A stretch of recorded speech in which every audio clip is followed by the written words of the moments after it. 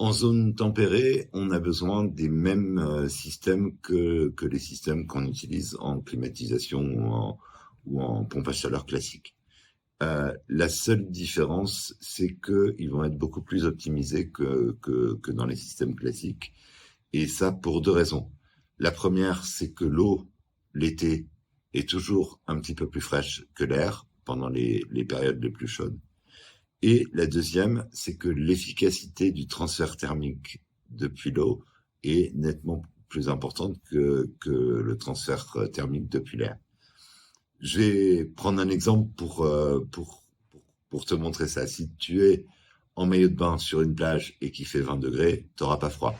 Si tu rentres dans l'eau qui fait 20 degrés, tu sentiras de la fraîcheur.